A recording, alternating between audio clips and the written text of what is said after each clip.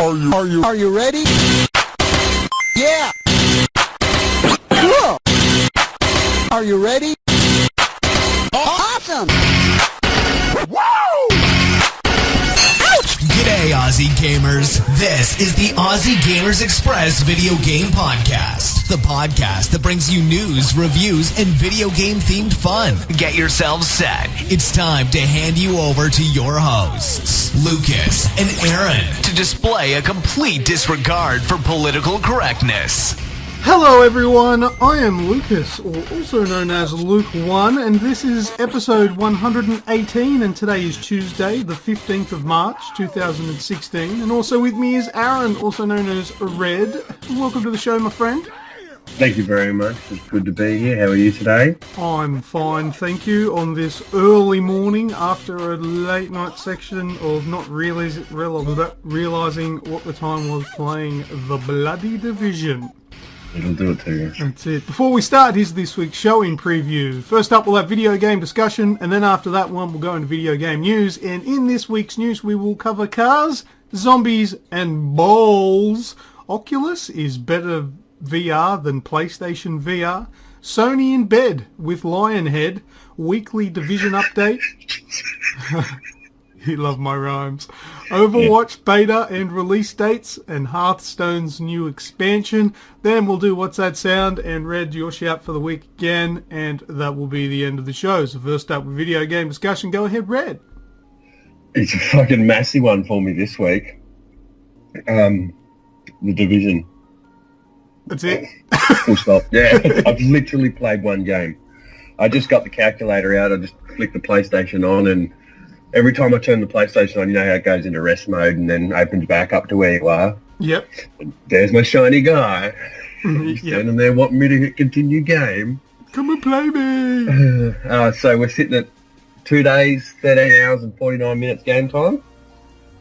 Yeah, right, that's heaps. And that per day is 8.8 hours average for this week. So That's like a full-time job. yeah. Aussie gamers, man. It's all for this. It's all for the people. Right? Right? Absolutely. You justify your 8 hours a day by saying that. That's cool, man. But I've been starting what we've done. I think you were there for at least two of them. I've done four nights in a row. I've gone to bed at 3 a.m. Yeah, yes, I was there for one of them. That's where I'm picking up the extra 3 or 4 hours, because normally we go to bed 11, 12, maybe 12:30 and do the right thing, but long weekend and everything like that, and I just 4 nights in a row I went to bed at 3 a.m. so that's where I picked up the few extra hours per day.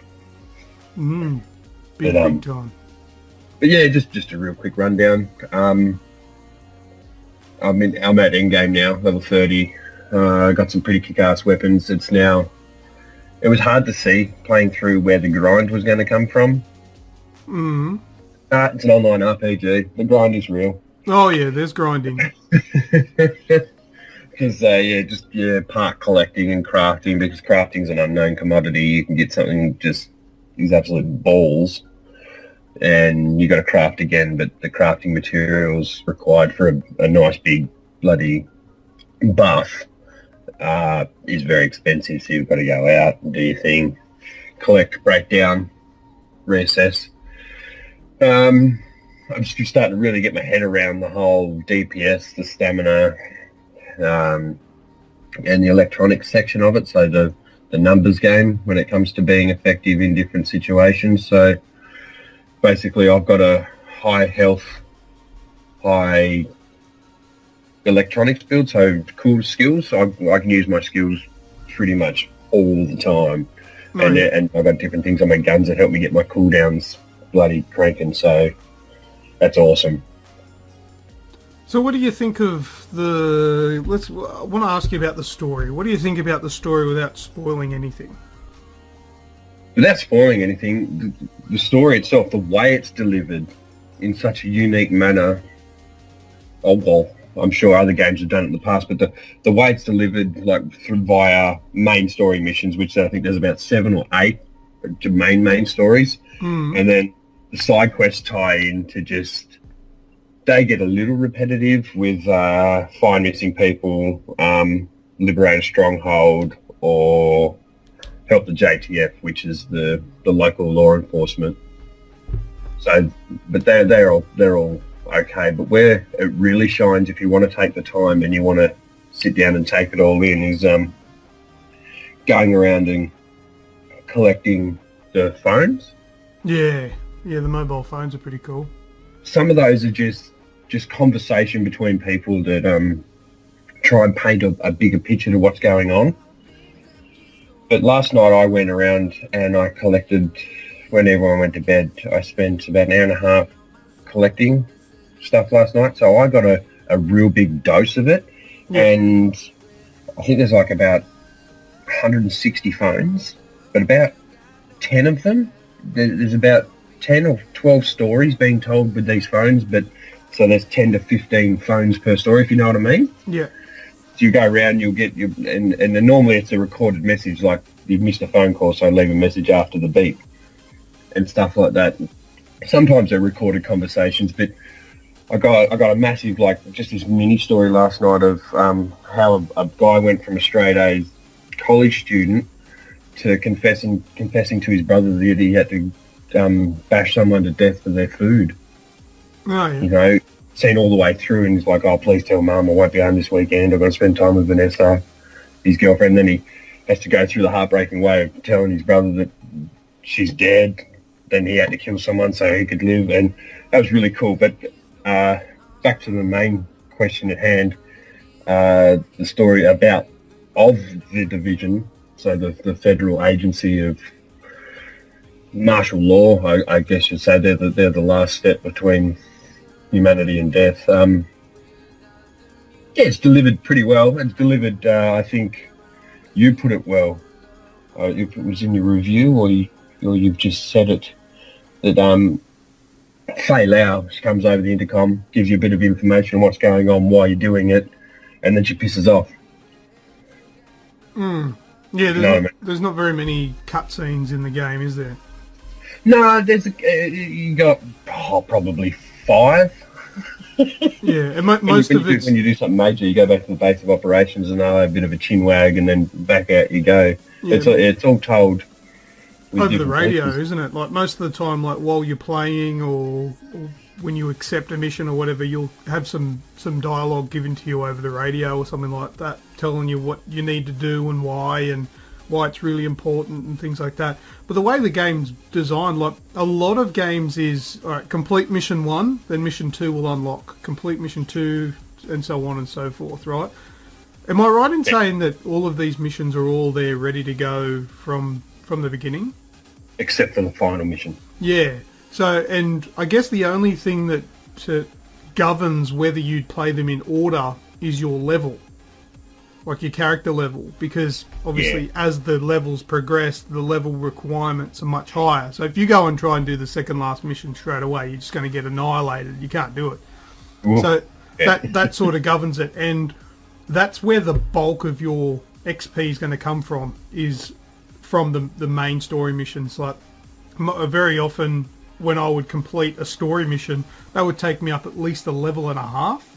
So if I went in at level 6, I'd come out at 7.5, you know. So there's a big, massive payload at the end of the story missions for XP and some good gear as well. So, but look, I find the story is a little bit like, I think of it like I don't know what you call those kind of charts, like a cloud chart or whatever you used to call them in high school, but you had the hub, the central hub in the middle, and then you had all the missions branching off. So they didn't really depend on like a linear structure. So you didn't necessarily... A mind map.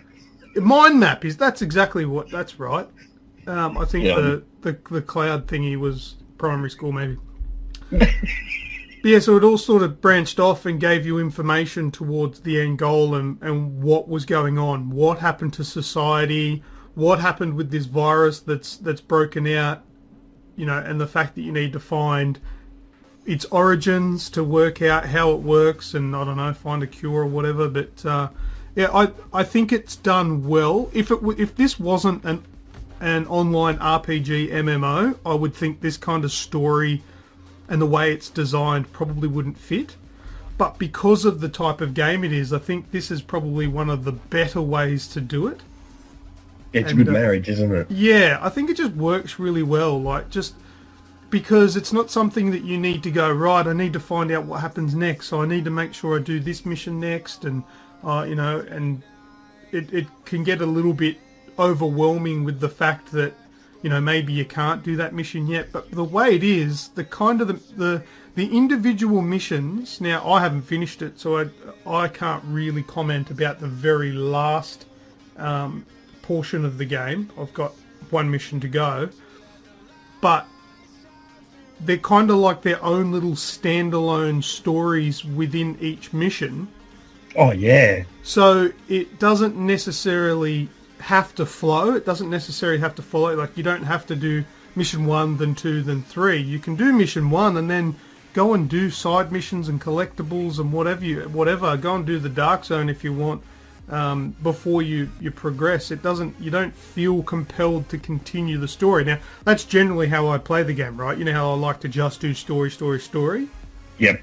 I don't feel I need to do it in this game because I'm still getting a good dose of story without actually playing the main story. Because, and that's one thing that I like about side missions, is it kind of frustrates me in games where the side missions are completely, absolutely nothing to do with your overarching goal, right? I think I'm probably a little bit out of school here, but The Witcher, if you go and do side missions, like a fetch mission or something like that, you're helping this person's cause, and then you'll probably never see them ever again. However, games like this, and I would credit Dying Light to being very, very similar to it as well, and also Fallout 4, where your side missions, not all, but a lot of the extra content that isn't considered main campaign has a lot to do with the outbreak and the fall of society, which it fills in the empty space that the main campaign doesn't touch on, because the main campaign has a focus, a specific goal, right? Yeah, directive, yeah. Whereas the rest of it is all your descriptives. It tells you why things have happened, how they've happened, who did them, and what happened to those people that have fallen during during the apocalypse. And I just think that it's done really well for this type of game. It could have easily failed if they didn't pay attention to the way games have evolved over the years, and I think Ubisoft have nailed it, because I don't like it, because I don't like referring to Destiny when talking about the Division, because it's such a prevalent thing. Everybody's comparing it, what have you. But I think what Destiny did wrong with its story, the Division did a million times better, and it actually works. It's a story that you can understand. They took the time to tell you what's happening, and it doesn't feel like you have to get the DLC to work out what's going on. Yeah, I think that was the biggest fall, but that's enough of the... What did you mention? You mentioned Fallout, Dying Light. And Dying Light. Yep. Those three games you just ran off there had an uncanny ability for complete immersion. You get right into it. You listen to what's going on. Just the basic sounds. You're noticing shit going on in the distance and everything like that. Where, to compare, as you just said, with Destiny, because of the lack of story, like Destiny had one of the strongest first-person shooter gameplay mechanics I've ever experienced. I absolutely love that about Destiny. But because there was no story, and because there was no attraction mentally, if you know what I mean, you just couldn't immerse yourself into it. But yeah, I felt so.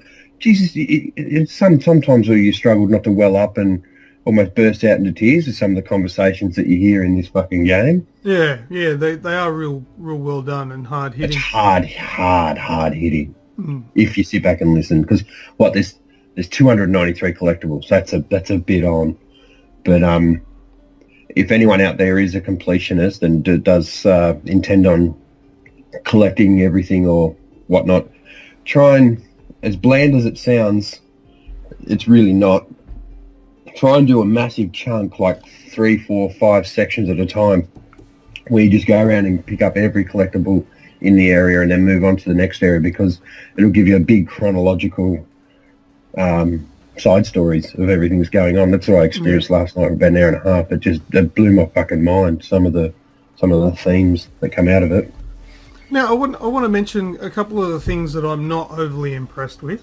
Now, I can't really call this a knock. It's just something that I don't really like in MMOs, and it's the faceless, nameless character that you play as.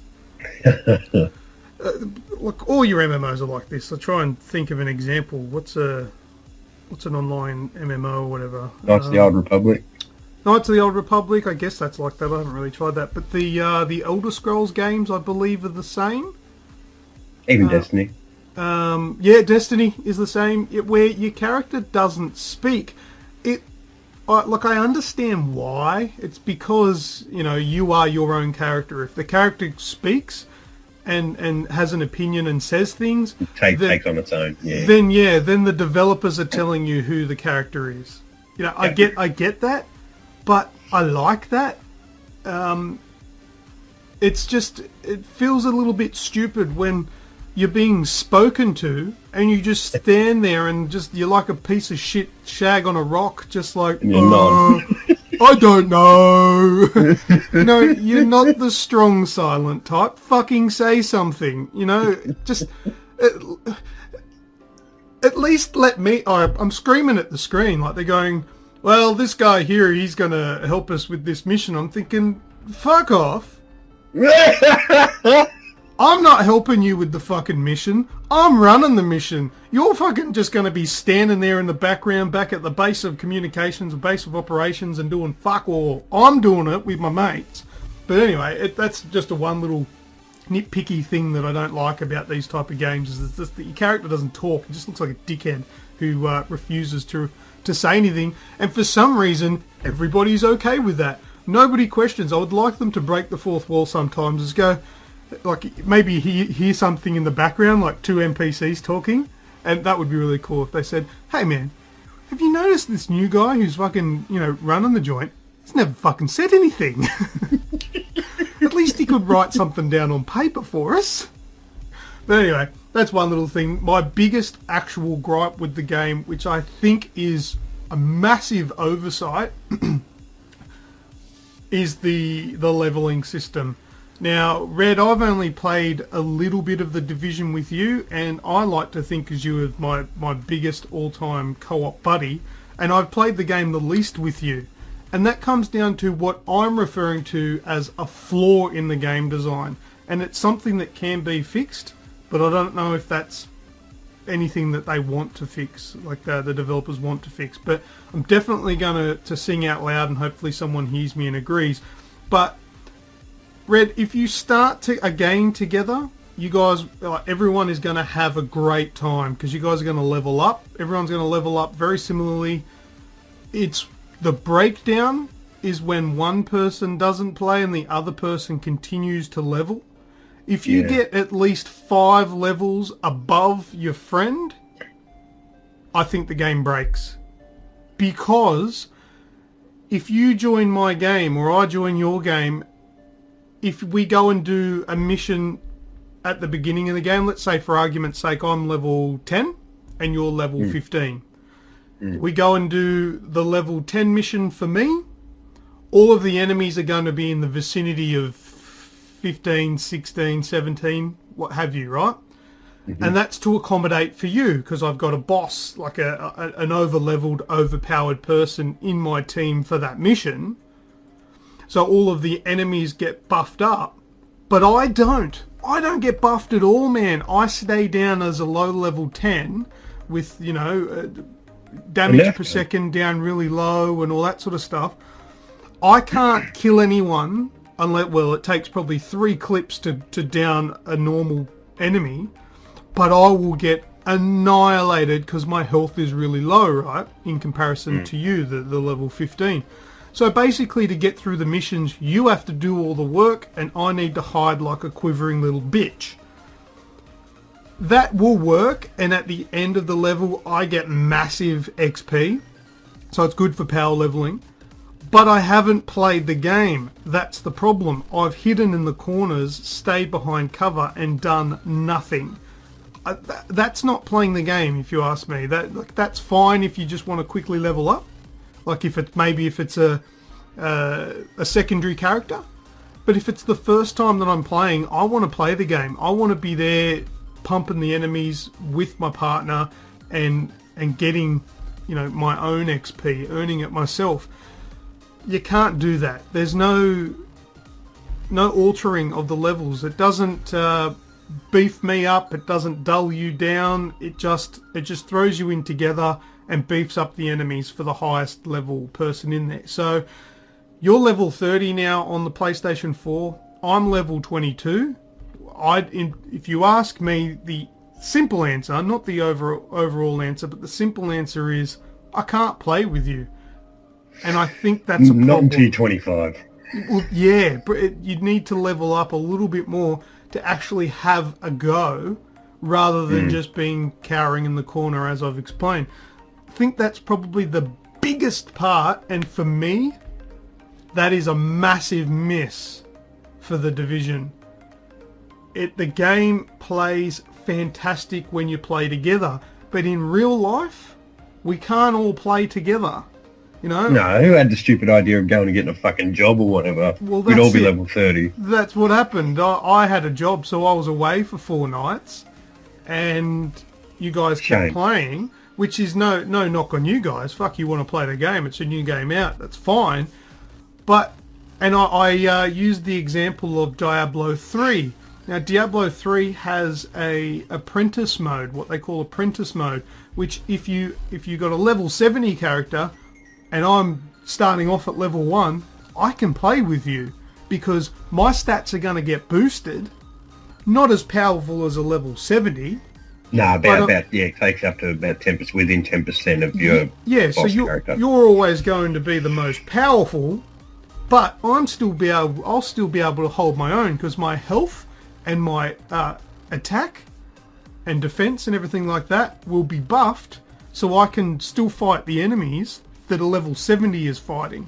Now, I think that is absolutely brilliant. Now, it can be abused because you're going to get heaps of XP from it, but why is that? I wouldn't call that abuse if you're playing the game and having fun with your friends. Maybe, exclude that kind of thing for the Dark Zone and make the Dark Zone stay as it is without any boosting or anything like that. You got to earn your way. That's fine. But if you're playing the main game where it's PvE and you're playing with your friends cooperatively, I don't find any disadvantage by using some sort of apprentice mode like that to make the game more enjoyable for the low-level players. Because, essentially I can't play it with you guys until I play it on my own with the matchmaking. Fortunately, the matchmaking is fantastic. I have been playing some of the levels with matchmaking, and I've found some pretty decent players who will revive me when I need it, rather than just laughing at me and doing star jumps on my head or something. Well, what we do last night, we probably for the first hour, you could say carry. Roy from 25. We got him last night from 25 to 29. Yeah. We just walked through his map, and I insisted on him doing every side mission. So just do fucking side missions, man, every one of them. And then he had to go for tea, so we got about 2 hours of side missions in, and then when he come back, we done 3 story missions, I think it was, and that got him on the move. So and everything stayed around between. Well, we done 1 mission on hard, which is kind of pretty cool. We had 330s in there, so that was all right. But everything stayed between about 25 and 27. Yeah. You got to venture. I don't know how, because sweeping your map around, but where the hard section of the map is, whether it's your bottom left or your top right or wherever it is, however you're used to looking at the map, that they're only 30s in that area, which is pretty cool. So we walked through down the left hand around the dark zone part and cleaned up, and it didn't buff it too much. So just another hour or so of collecting some XP, Luke, and I'm going to jump. I can fucking jump in, just help you clear your map now. You'd still hold your own now, I reckon. Yeah, we'll see how it goes. But I also have the Division on PC, so I've got the comparison between the PS4 and the PC, and mate, on the playing the Division on a high-end PC is beautiful, to say the least. It would be. I've got about 3 hours worth of 1080p 60 frames a second video that I took last night playing the Division with Repremier, Fuzz and Dash. Thanks guys, I really appreciate you guys having me in your session. So we had 4 players. Those 2 guys, Dash and Fuzz, they started new characters. Repremier just got the game, so he had a brand new character, and I had a boss level 3 character that I kicked off a couple of days ago to try it out on the PC. Strange, there are more glitchy, buggy things in the PC version. Nothing that really breaks it, but just a few weird things that we did encounter. First thing was probably the biggest thing that was annoying for me is I started my game a couple of days ago on the PC, and because I've got a male character on the PS4, I thought, I'll try a female character and just see how they look and how the clothing varies and things like that. So I made a female character and got to level 3, so basically just did the intro. Last night when I booted up, I think, Red, maybe you hacked my game or something, because my you're into a boy. my female character had a sex change, had a change of heart, and was now a bloke. And it was that sad-looking generic male face. You know when the beta face. Well, you know when you start the game and they look into the car window and you see the reflection. That was pretty cool. That same head that is in every person's game, that's who my character was. It just reverted to a male default character. Away from my female customized one. That's right. I'd rather a star bloke than a customised woman one anyway. Well, that's you, because you're a jerk. But anyway, that's probably the biggest thing that was annoying. But anyway, I ran with it and played through with the guys. But what we did is, well, I shouldn't say we. It was my mistake because I was the party leader. I didn't pay attention to the mission that I chose, but I chose the first mission, which we probably weren't ready for because I was level 3 or 4. I think I was level 4, and the guys were level 3, I think. So yeah, 4 and 3. What I didn't take notice of, and it's a little bit of just it going over my head because I've got a level 22 character on the PS4, so I'm thinking, I'm boss, yeah, I can smash these guys. We went into a level 7 main mission, which took us hour and a half, 2 hours to finish. Yeah, well, you all went quiet in the stream. Oh, you were watching that? Yeah, we were. We were sitting there watching last night. A few of us boys. Okay, yeah. So we were playing, and it felt like a Destiny hard raid. It took that long to do, and we were changing up our abilities, trying to get through the bits, and it took us like probably a good 45 minutes to get through the first encounter as you walk into the mission. And we're like, oh, this is going to be a long slog. But anyway, we did smash out the whole mission. It took us ages, but we got there. I think we all went up 3 levels just for playing the level. And at the very end, it bugged out. Oh, what? Is that when the stream ended?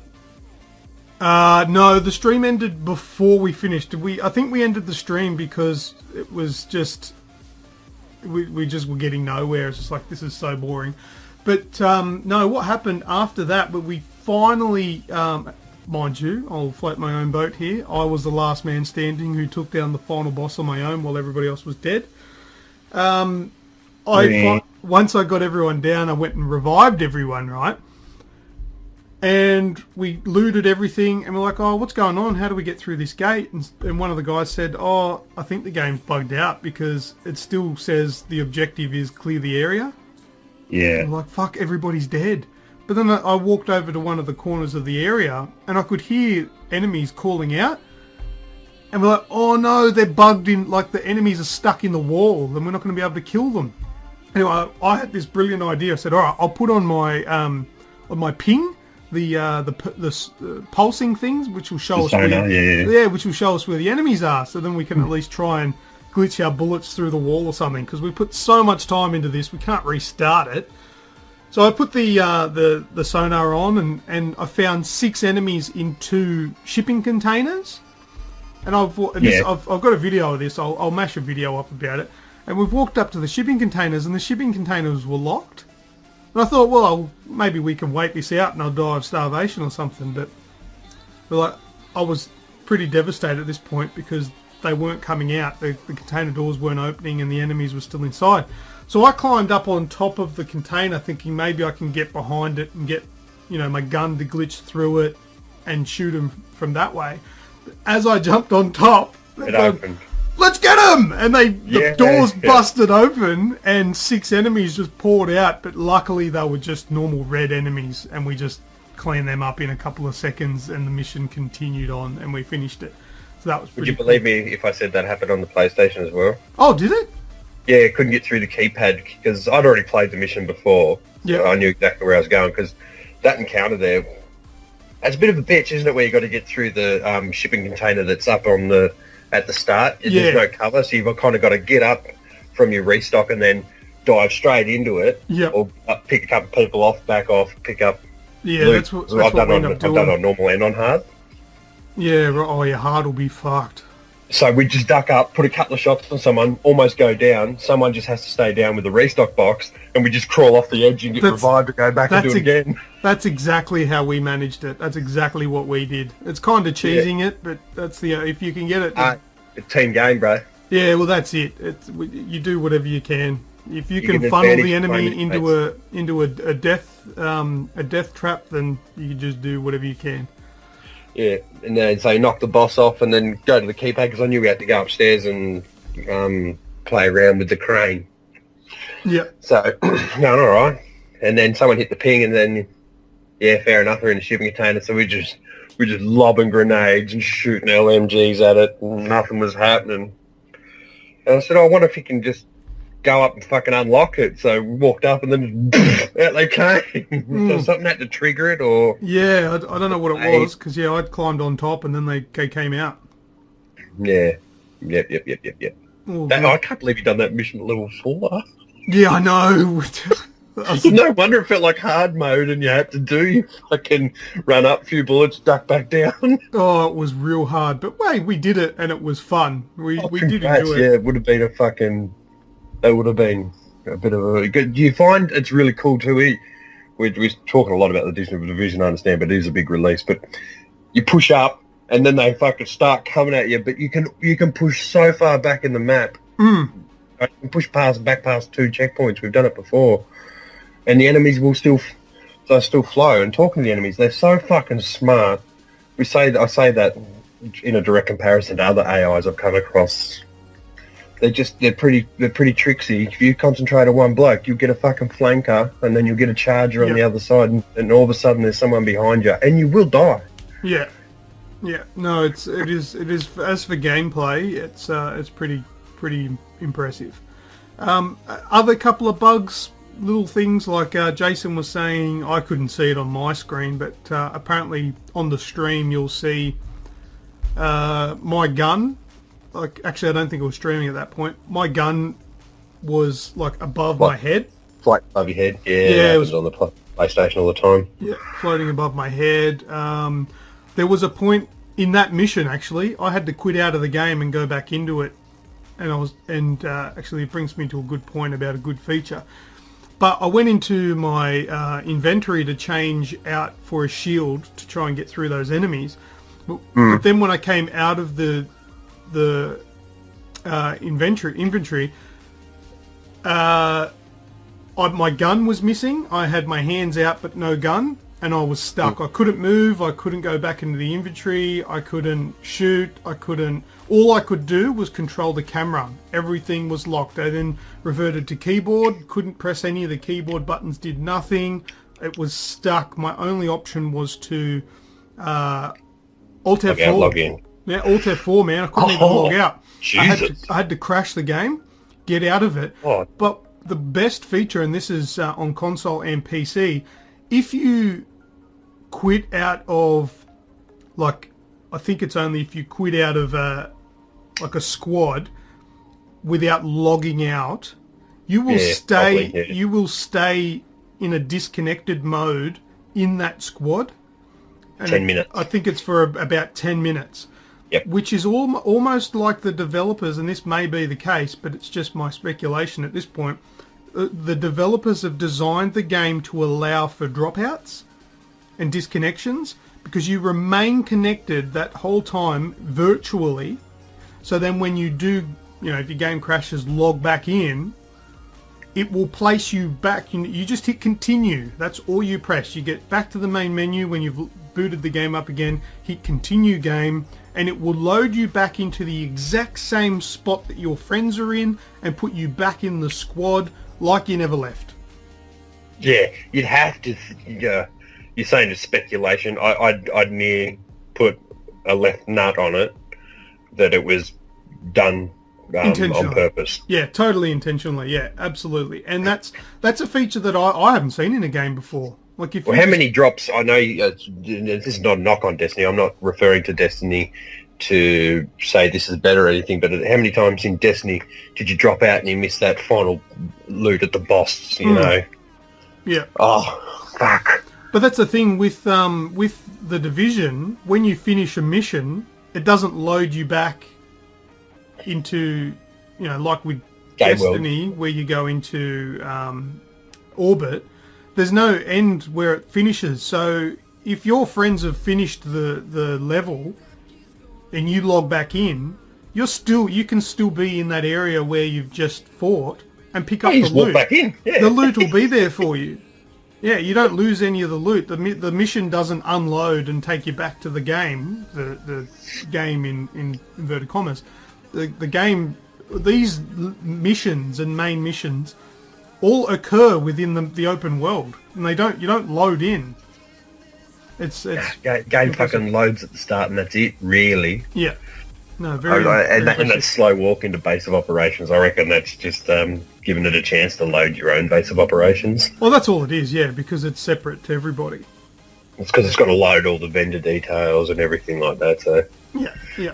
I've got all that 100% done too. That looks spiffy when it's all done up. Yeah, most of that's done on the PS4. So, still early days on the PC. More to come on the Dark Zone next week, because this week the Dark Zone could get fucked. Yeah, we'll try that out a bit later. All right, that's probably enough on the Division for this week. Anything? That's all you've played, yeah, Red? And Clash of Clans and Clash Royale. That's all I've got on my list as well. Dude, Clash of Clans, we won the clan war. We didn't win it, we annihilated it. What was it, 27-7 or something? 27-5.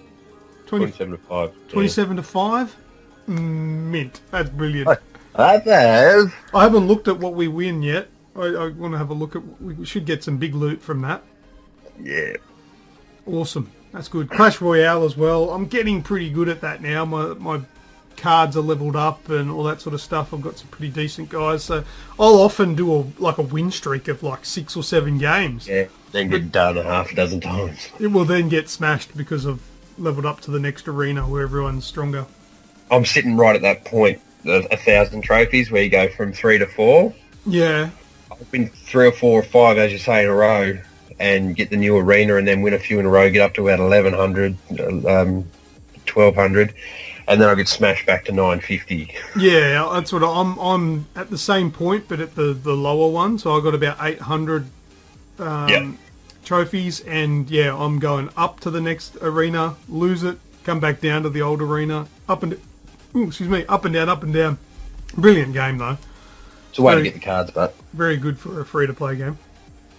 Yeah, that's it.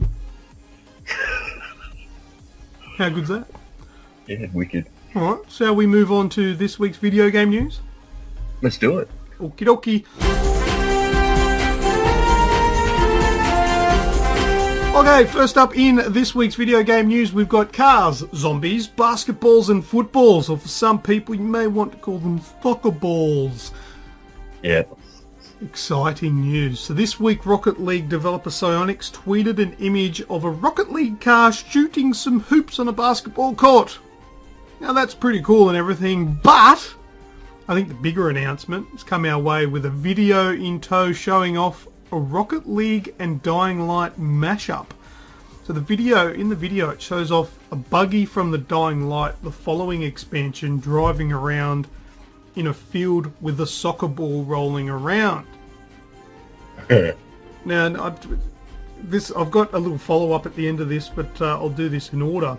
That looks really cool. So I absolutely, when I saw that for the first time, I was like, yes, bring Rocket League to Dying Light, because then we can, like, you know, try and score goals and run over zombies at the same time. It's just a mad mashup of two really cool games. I reckon that would be fun. I don't know. Yes. I don't know what department had this idea and who agreed to it all, but they need a raise. That's fantastic. I reckon this... Two of the most successful titles of 2015, though, I must say. I reckon this could be the beginning of a new trend that I will welcome. You know, like when all those rap artists, where it was always like, oh, this is, you know, Jay-Z featuring fucking some milkshake bitch or something, I don't know. Like, you know, there was a period where somebody, like two artists featuring somebody. Yeah, two artists joined up and did their music, and then everybody had someone featuring someone, you know? This could be the beginning of it for the video game scene, where you might have two high-profile video games mashing together and having content from the other one in their game. So if they bring in like a Dying Light buggy into Rocket League, and then bring in a small match of Rocket League in Dying Light, that's awesome, man. That'll be really cool. So I look forward to what they do with that. Now, I've got a little bit of a tip for everyone if you want to get something for free. Now, in the Dying Light, devs are giving away free dockets, which will get you a free paint job in Dying Light. So what you need to do, you go to dockets.dyinglightgame.com. You have to sign in or make an account with Dying Light, and you link your account. So I've got my PS4 account linked on there, so that way it knows where to send the docket, or whether it be PC or Xbox One. You've got to enter the code LightMyRocket at that webpage that I've just given you, and that will automatically redeem, it's like a little coin token, and then you load up your game, go to, this is in the following, go to Bilal, who's the mechanic quartermaster in the following, and it will give you the opportunity to redeem that token or that docket, if you will, and then you'll have an extra paint job for your buggy, and it just has the Dying Light logo on it and stuff like that. Head across to www.aussiegamersexpress.com for all the information that I've just given you, plus some screenshots of what it all looks like and how to do it. So that's pretty cool. Absolutely. Got a little bit of follow-up that's just come out subsequent to those initial announcements, and this is what the Dying Light team. The Dying Light items mentioned in the press release for Rocket League are coming later this year. We were excited to get something Rocket League related in our game for our recent expansion, the following. Psyonix will be including Dying Light garage items in a future update, and more details to come about those at a later date. So, you know, probably maybe a zombie head on your aerial, or yeah, stuff like that. So that's coming. That's pretty cool. I like. Do you know what Rocket League needs now? To be easier for me to play. You know how they had that ice hockey mode? Yeah. Fair enough, you have the buggy skin and whatnot for your car for regular play, but they should have the Dying Light mode. So instead of running over a boost button, you're running over a zombie to pick up your boost. Oh, yeah. Smashing into zombies to pick up your boost. That'd be sick. Or what about murder mode in Murder Rocket League? mode, like Destruction Derby. Yes, where it's last man standing, where you have to blow up. You have to get the boost, and you need to go as fast as you can to blow up your enemy, and no respawns. Or maybe a certain amount of respawns. That's a good spin on the whole Mario Kart. Yeah, you just got to blow up your enemy and be the last man standing, free for all. That would be fun. That needs to be a mutator. Get onto it, Psyonix. Alright, we'll move on. Next news item. Oculus is better VR than PlayStation VR. Now, I don't know if you've seen any information on this, Red, but what do you think of that statement alone? Alright, I'm not going to take a neutral position on it. This is you want my opinion. I want your opinion. I don't give a fuck. Fair enough. You know what I thought when I first saw this news item? That's fair. That's fair. I first thought Oculus is better VR than PlayStation VR. Well, it fucking better be, because it's going to be about 3 times the fucking price. Yeah. And that's that's run on a computer. That's pretty much the gist of what's going on here. So during an interview about the PlayStation VR, Sony Computer Entertainment Vice President Masayatsu Ito said... Rubbed off. What? It rubbed off from last week. Oh, it's too good! I thought you rubbed one off. Right, so this bloke, this extremely Japanese man said, if you just talk about the high-end quality, yes, I would admit that Oculus may have better VR. However, it requires a very expensive and very fast PC. The biggest advantage for Sony is our headset works with PS4. It's more for everyday use, so it has to be easy to use and it has to be affordable. This is not for the person who uses a high-end PC, it's for the mass market. Well said. It's very easy to take... You know, what a lot of headlines in the media are saying is that, Sony has said that the PlayStation VR is not as good as Oculus Rift. Well, you take that out of context and it does sound a bit strange that why would he say that his product isn't the best. But he's being reasonable, he's being realistic. No, it's probably not as good as the Oculus Rift, but it's never going to be if you want it to be affordable. And you want it to It's running on $400 worth of hardware, bro, where you're running an Oculus on, well, you've got a $500 video card. Yeah, $500 video card alone, let alone the rest of the PC. You know what I mean? So you got VR with the potential of a $2,000-$3,000 internal rig. You know, that's no accessories or anything like that. Yeah. And if you don't have that sort of specs and that sort of fucking grunt, if you can't make VR better for something for that than you can for... whether it be PlayStation or Xbox, because they're basically the same internally, power-wise, you're going to be able to draw so much more out of a rig than you are out of our $400 worth of hardware in a standard PS4. So I'm not surprised at all either. But see, games and software for the Oculus, it's possible for them to become, like for your computer to become obsolete with software alone. Mm-hmm. So... as the software increases in popularity and technology, you know, your computer may slowly find games that aren't going to work very good on the Oculus. The only way that the PlayStation VR will be obsolete is if the PlayStation 5 comes out or they release the PlayStation VR 2 or something like that. Software is always going to work with it. The games that come out for the PlayStation VR will always be compatible.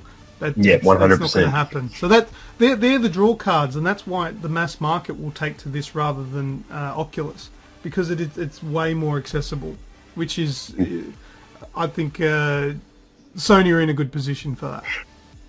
You see, and this is off the beaten track and touching on the division again, I had to see Jason turn stats down on his graphics down on his game last night to get his frames back.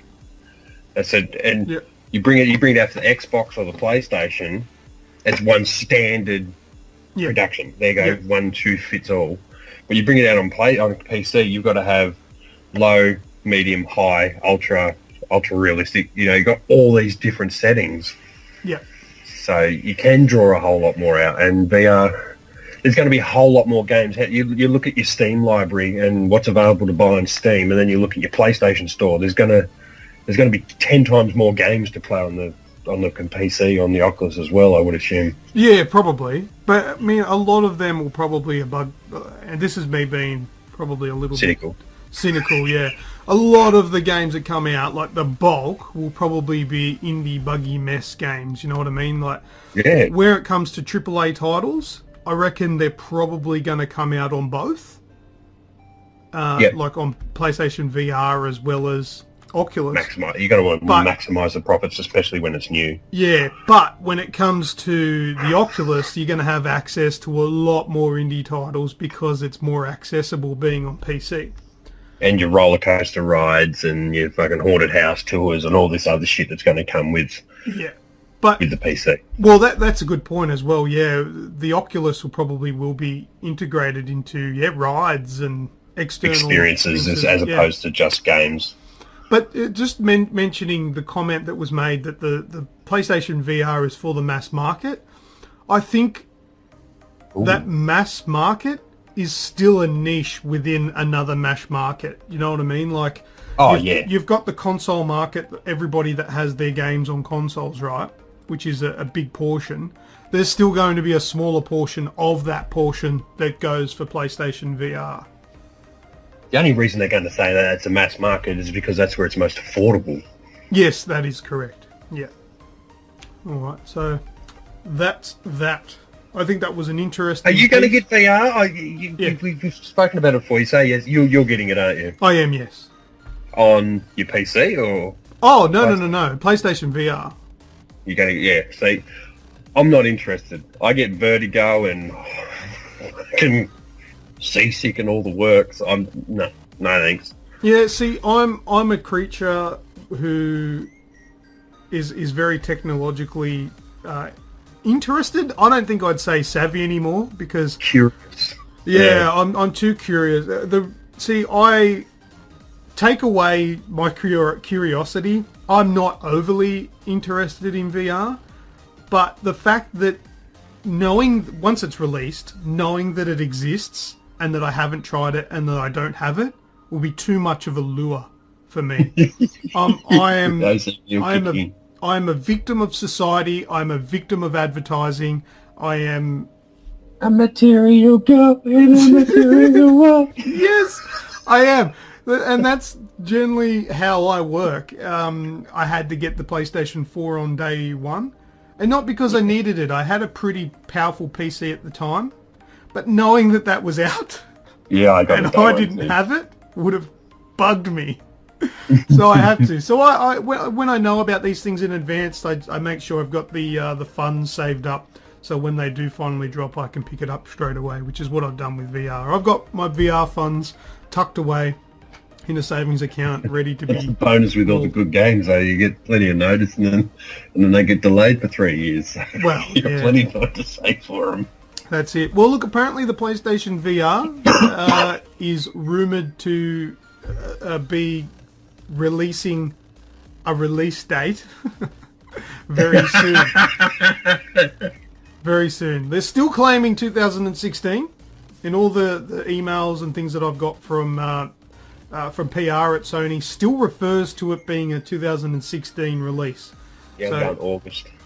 So it should be good, but I'm pegging that by at least sometime in April we should know when it's coming. Yeah, they're going to want this financial year out of the way before they release it too. But yeah, probably. But anyway, that's they can claim all the losses this year. Yeah. All the gains next year. That's it. But anyway, so that should be that. We'll talk about that when it does get announced, and hopefully know very close to when it actually happens. All right, so I'll move on with my last piece of news before we get yours read. Sony to jump in bed with Lionhead. It's a bit of a Sony week this week for my news. But Sony has held a recruitment event in Guildford, England. and they have invited everyone at Lionhead Studios to come along. Did we? I think we mentioned last week. I don't have last week's notes handy. Did we mention about Lionhead closing? Yes. Yes, we did. Yes, we did. And Nick covered it on the Facebook page. Yeah, so yeah, Lionhead Studios are being closed down, and Microsoft are culling off a few things, including what's it called? Fable, Fallout, Far Cry, Fable, whatever. Fable Legends is also being canned. So what Sony has done is held a recruitment event Sneaky and gone, bastards. hey, Microsoft don't want you. Come along. Now, Lionhead Studios was co-founded by and formerly led by Peter Molyneux, and it's well known for the Fable series. Read your notes, Luke. I had the name written here. However, Microsoft also announced that work on the upcoming Fable Legends has now ceased. Sony reached out to the employees of Lionhead via the @PlayStationJobs Twitter account, saying that there will be people from all of its European game studios at the event available to chat. So Sony may not be looking to recruit these people directly, but they're looking at what I read into this is they're putting a big pool of like-minded developers together, and hopefully relationships will form, and they might be able to pick up some good employees for their subsidiaries, so their sub-developing companies, and take advantage of Microsoft disbanding Lionhead. So I mean, although it won't make a big difference, I would imagine, to us, the end gamer, however, it is an exciting prospect for what might come out of it. Maybe Sony might buy the rights to Fable and have a Sony exclusive Fable or a cross-platform Fable. But if they go back to their original Fable games and make just a single-player Fable game, I think the fans will be happy. That'd sell consoles. Yeah, it's a big game to just drop. Now, I don't think Fable Legends was going to be that hot. I don't think I would have been that interested. But I got Fable 3 as a Games with Gold on the Xbox 360, and I played it a little bit. And it's not bad. It's not a bad game. I would definitely try out a Fable 4. Do you reckon Microsoft would have kept the rights to all the Fable games to now, wouldn't they? Oh, probably. I don't know how all that stuff works, because Lionhead, I guess Microsoft own Fable, being a Microsoft Studios game, but I don't know how much of that is owned by Lionhead, or I don't know if they're selling that off. Politics. When they're disbanding Lionhead, if they're selling off rights to Fable, and maybe Sony might snap it up, but I don't know. But they've got, if they get some of the development team from Lionhead, I think they'll probably have some pretty switched on people. Yeah. Anyway, sounds cool. Let's get your news, Red. All right, so we haven't touched on the Division yet in this show, so I thought I'd bring a little bit of news. First and foremost, without any stats, because that's Ubisoft, they won't release any numbers. In the first 24 hours, the Division sold more copies than any other Ubisoft game to date. And I think I remember delivering some similar news about the most successful new IP when it was with Watch Dogs. Yep. But so they know what they're doing, keep delivering. But the biggest Division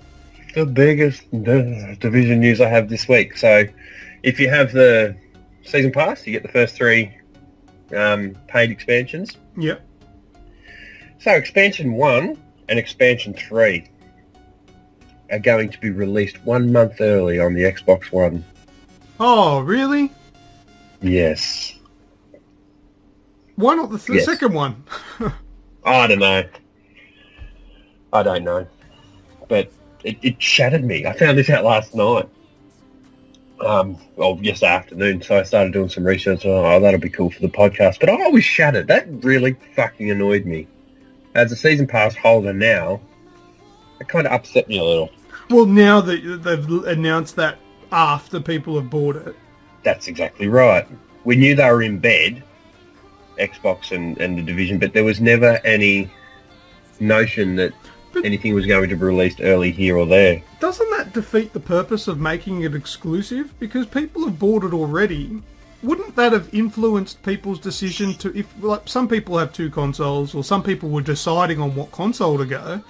If we'd all known before it was released that it was going to be early on the Xbox, wouldn't that have assisted them in just people deciding to get it on the Xbox or to get an Xbox One?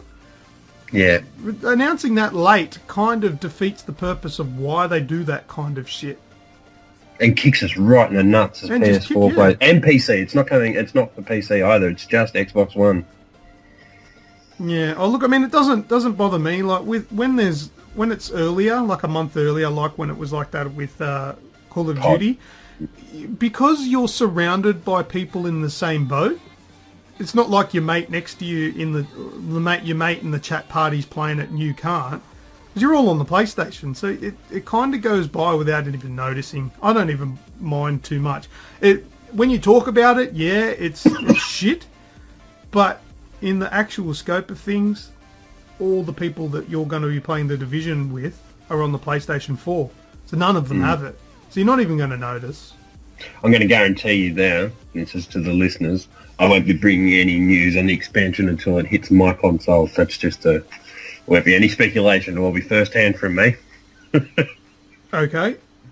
I'm just pissed off. I know you are. Oh, $60 season pass. Look, and I'm not griping about the price because it's now worth it to me after how many. Oh, look, I've already put in so many hours on this game already that I want as much content for this game as it's possibly going to churn out. So $60 isn't too much, but the fact that it's a premium season pass and we didn't know this before buying the season pass kind of pisses me off a little bit. And it feels like Call of Duty again because I used to love Call of Duty so much, and you get stung by Xbox having it a month early. Might need to get an Xbox. Yep. Not for that reason. So next up, we all remember Blizzard's announcement here was last year that they got the team-based online first-person shooter, which is kind of new for them, called Overwatch. Yep. Well, it's got a release date and open beta dates. So let's start with the meat. Open beta kicks off May 3rd, and that's not confirmed for console or PC or both, so watch this space. But full release of the game is confirmed for May 24 on all platforms. Cool. So quickly, Overwatch is a team shooter for everyone with deep cooperative gameplay, fast and fun cooperative action, and diverse range of larger-than-life heroes is what you'd expect from Blizzard. Yeah. Plenty of footage out there, plenty of trailers, plenty of character trailers out there. So like each individual character, well, not individual, I think they couple up 5 or 6 people of their characters and put them all in a trailer to give you a little bit more of an in-depth look at their abilities and how they can contribute to a team. Wicked graphics. It's just so Blizzard. You know, they don't do anything in halves. It's all in or not at all. You've seen when they wiped Titan and everything like that. It's just it's all in or nothing. So it looks very, very cool, very colourful. It's looks to be on a competitive level like your Call of Duties and everything. Nowhere near your CS:GOs and whatnot. But as long as it holds up, it looks pretty exciting. I don't know whether I'll be getting it, but if I can get into a free beta, that might help. Sticking with the cooler weather, Blizzard's Hearthstone's next expansion is coming out. It's called Whispers of the Old Gods, and it's to touch on the Lovecraftian lore of Warcraft. So, Right. do you still play Hearthstone? I haven't played it in a very long time, no. Nah, me either. Nick got wild into it there for a little while and dragged me back into it, but last time I needed space on my phone, that was what went off my phone. I know I can still play it on the computer, but That's Dingo! Yeah. Wendigo! Yeah, I love it. But so the Whisper of the Old Gods, that's going to launch in late April or early May, and you can pre-purchase it. Pre-purchase for an expansion on a free card game.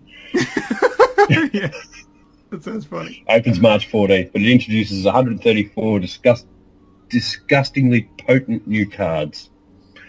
So if Hearthstone's your thing and you like free-to-play games, go get your pre-purchase on. Go pay for it. Job done. News over. Very good.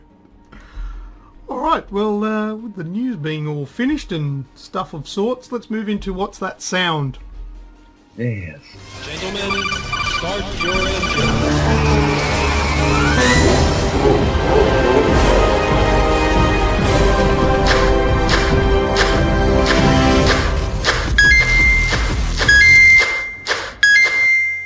Alright, last week's What's That Sound seemed to stump even the most savvy of our listeners, including yourself, Red. You had no fucking clue, and to be perfectly honest with you, neither did I. To the point that I did further research just before this week's show to make sure it was actually what I thought it was. Because it's a very bizarre sound. Alright, I have listened to it. This is last week's sound. Okay, so that's a sound that you obviously haven't heard before, and not a lot of people knew what that was. You want the answer? Yes, please. Legend of Zelda, Ocarina of Time. There's a boss in there called a Baronade. Yep. That's the sound it makes when he gets stunned. Fuck you, LewkOne. I know, what a prick of a thing to do. Ow. This is the sound of the third boss from Dark Souls 1 when he blinks. Blink, blink, blink, blink. Fuckers would get that, but yeah, some people would get it. Alright, so that's what that one was. Yeah, a bit of a jerk move, but whatever. Toughen up, princesses. Get them right. This one might be a little bit easier. But I don't know. Let's see how you go. Have a listen to this week's What's That Sound? Headshot. oh, what's the name of that game? Unreal Tournament. No. No? No. Boom. Headshot. We've had a sound like this that says headshot before. I think that was Team Fortress 2. It was godlike. Boom. Headshot. I think that was the Aussie character. Have another listen. Headshot. Oh, it's one of those games. Definitely. I thought for love nor money it was Unreal Tournament. Yeah, it is a game. So it's definitely one of those games. Headshot. It's not Doom. It's not It's newer than Doom. It's later than Doom. Later than Doom, he says. Yeah, I'm going to be made to look like a fool. Later than I've probably heard it 100 Doom. times too. I don't know how much you played. Maybe not enough. No. I haven't got it. I'm drawing blanks. Ooh, definitely not shooting them. You've got 4 kids. Right, 3. well, the 4th one's not yours, but it's on the way. Sorry, my bad. Jeez. I'm just paying for it. That's it. All right, if anybody listening at home or in your car or on your bike, that's weird on your bike, but you can make it happen, then if you think you know what... Well, I confused myself thinking too much while I was talking. If you think you know what it is, send us a message to our Facebook page. Explain what you think the answer is. If you're correct, you'll get a free game. And if you're not correct, then you'll get a free game.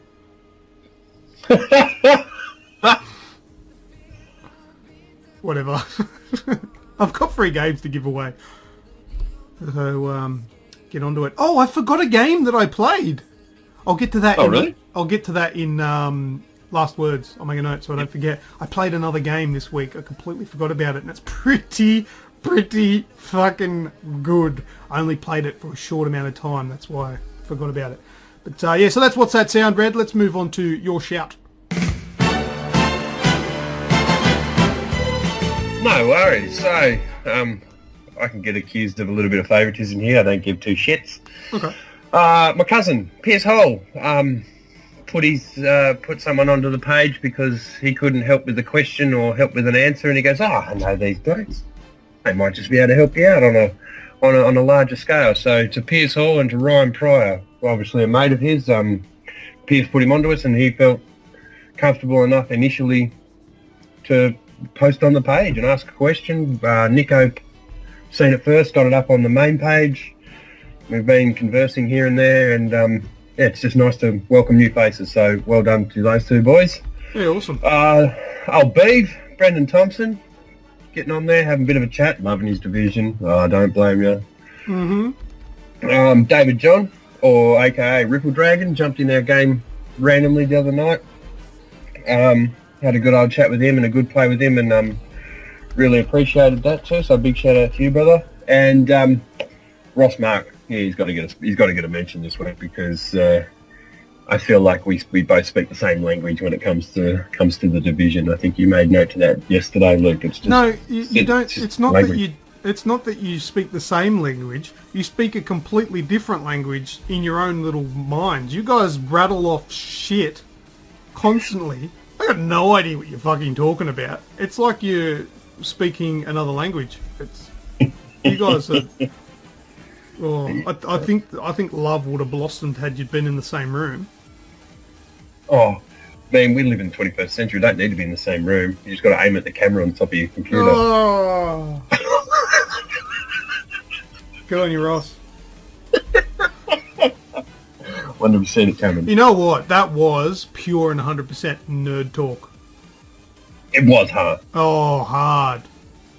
I do enjoy that every now and again. Oh, and it was the nerds equivalent of talking about your car, basically fighting about who's got the bigger cock. Yeah. What DPS you got? What defense have you got? What health have you got? What buff are you running on there to get that mod to make that up to 349, so you can get an extra 5% on headshots with a 5.5% chance for critical? Oh, shit, man. Wow. Jeez, that ran off your tongue so easily. Because that's what it is. It's all the percentages, and it's scary. Makes sense to me. Scary makes sense. It's going to be so much easier for me to build a character in this than Diablo. Yeah, there's me in the background while you two are waffling on. There's me. I pick up a gun and I go, "Oh, I got a new gun!" And then you two are like, "Pick a number." Oh yeah, that's good. So in the background, God, you may as well be speaking Japanese. You just tell me, goes, green arrows. Yes. Oh, big new gunna. Good on you. Glad you guys are enjoying it. Yeah, thanks, man. Is that May all? I quickly? I asked you yesterday. Can I moving into final thoughts for the next few weeks, probably until DLC drops or whatnot, or until it gets old and stale. But just a quick 2-minute red tips of the week for the division. One tip a week, guys. Let's not get boring because we've already spoken a lot about it today. But my tip for this week is for any new character, any new player starting off, don't sell your items. Don't ever sell anything. You really need money for nothing until you're level 30. Break everything down and collect those parts, because you do not know how useful they are going to be. And on that note, a tip for the tip, if you are collecting parts at the end of every session, especially if you put 4, 5, 6 hours in, you've broken a lot of stuff down, go in then to your crafting vendor and convert it across to the higher currency. So go from green to blue and blue to yellow. Well, go from grey to green, green to blue, because if you wait 3, 4, 5, 6 days before doing that, you will be sitting there for an hour literally holding X, circle, X, circle, because you can only do one at a time. Okay. That's my tip for the week. Don't sell it. Don't sell anything. You don't need money. The game gives you enough. The game gives you a lot. That's very good advice. You can get through the game. Yeah, it's very good advice. I haven't done that second part. I didn't know you could upgrade the parts, so that's probably going to take me a while. Yeah, but I do suggest, like, at the moment there's a vendor, they're selling a yellow primary gun, a primary assault rifle, $500,000. Oh wow, yeah, save your coins. Well, I've got 200 grand. I finished the game with 200 grand, but I've spent a lot. Save your coins. Do not spend it. You do not need to spend it. That's my biggest tip. Fair enough. All right, that's it for that, Red? Yeah, mate. Thank you very much. I appreciate All right. it. I'll chuck my video game talk here in last words. I missed a game, and the game that I'm referring to is called This War of Mine. Oh, you fucker, have you? Yeah, it's Humble Bundle, like the Humble Monthly or whatever. If you subscribe, I think it ends up costing us about $16 Australian. Subscribe. At the moment, you'll get This War of Mine and the Stick of Truth front up, and then at the beginning of next month, you get a whole bunch of free games, and then 2 big early release games for that month. That's how the subscription works. So I've got This War of Mine, and I've redeemed that, and I put probably about 20 minutes to half an hour into it last night before I started playing The Division, and it's not as convoluted as I thought it was going to be. Now, This War of Mine is a game that's, once again, it's a post-apocalyptic game. The world's gone to shit. I don't really know what happened, because I haven't played it that much yet. But you start off with 3 characters, and you're in a house, and it's a fucked up house, and you've got a real small amount of supplies. And what you need to do is you've got to, during the day, you maintain your characters, whether you want them to eat or heal wounds and things like that. And then what you'll do, you'll nominate, at the beginning anyway, you nominate 1 character to sleep, 1 to stay guard, and 1 to go out and scavenge. And you play as that scavenging character, and then it'll place you in, like, just outside of another house, which is somebody else's, and they might have guards. They might have people on watch with guns and better shit. But you got to sneak around and steal items for you, right? So you're scavenging, and you can sneak in without them knowing. And the way it works is it's a side-scrolling thing. So you've got like a cross-section of the house, but you can only see in your line of sight. So the rest of it's blurred. So it's a little bit tricky. You can, and there's a little ping of red where you can hear things like footsteps. So it'll give you an idea roughly of where enemies are. But you've got to get in and get out with as much as you can, get back, and then the day's over.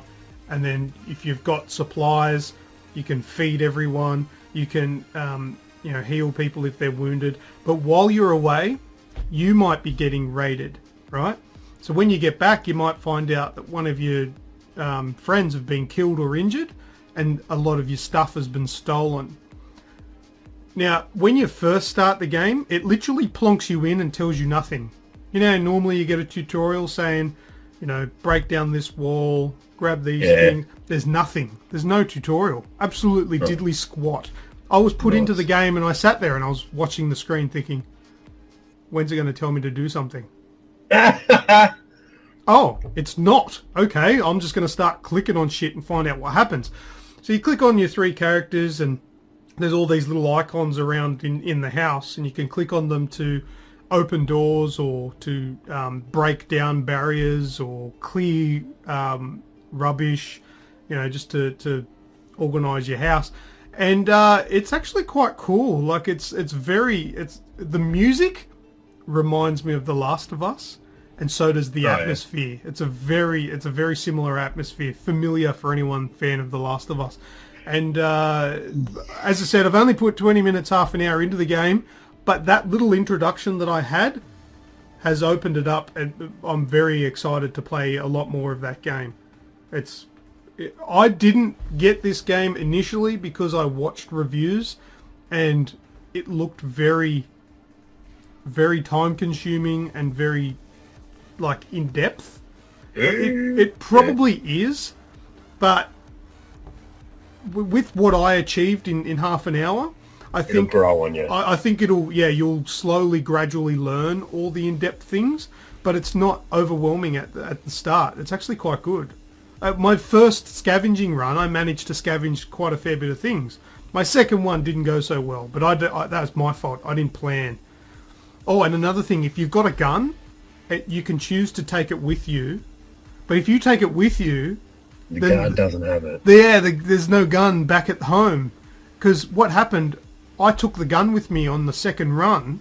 When I got back, there was a person injured, and they made the comment saying we had no weapons, there was nothing to defend ourselves with.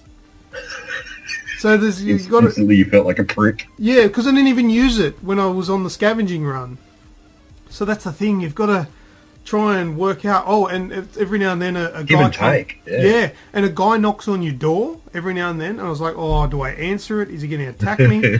He was a vendor. He was a guy who travels around and can trade. You can trade with, so you can get ammo, more guns. But they're very expensive. You've got to give him a lot of your resources to get stuff off him. But yeah, there's stuff like that as well. But anyway, I'll talk about that more in the future as I play that a little bit more. But it's definitely a very inviting game so far. And yeah, part of the Steam Humble monthly thing. It's pretty cool. But it's on consoles as well now. So yeah, cool. $30, $39. Yeah, from what I've played already, I don't think that's too expensive. I think it'll be... Oh no, but don't tell me that. Say, nah, wait for it to go on special red. It's a good game. Look, but you've got the Division now, so I wouldn't be running out to buy it. But if you do pick it up when it does come on special, I don't think you will be disappointed by this game. I think you'll like me it. either. Yeah, neat game. Real neat game. This War of Mine on PC. Well, that's it. That's last words. So I think that's our... I've got a couple of last words. Can I quickly? Oh, go on. Action Hank and the Assault Android Cactus that were the vote for PS Plus games. Mm. They're both out, $16-ish on the store. Yep. And everyone, check out Ubisoft's upcoming title, Trackmania. Oh, yes. Excellent. That's starting to get a little bit of a push now, so let's get around it. Yeah. Abso-freaking-lutely. Nice. Ubisoft are on hitting a real good stride. That's it, Red? That's it, Cobber. All right. Well, we're a little bit shy of our normal 90 minutes, but that's all good. We've had a good show with a lot of good content and a lot of good conversation. So thank you very much, and thank you everyone for listening. I've been LewkOne. And I've been Red. The Dark Zone hating motherfucker.